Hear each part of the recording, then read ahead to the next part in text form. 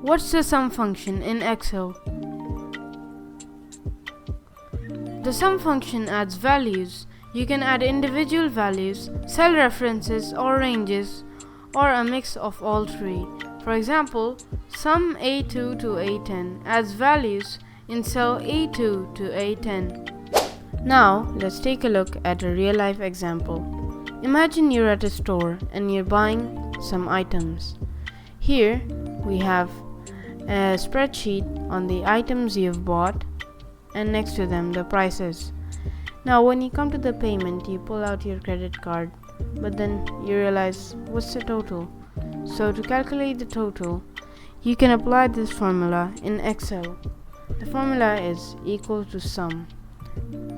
Now, we can either write the cell configurations down like F5 to F10, or we can just use our fill handle to select from where to where you need to sum.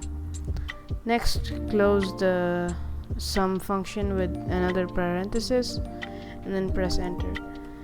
Now, for all these values, the total is $57.17.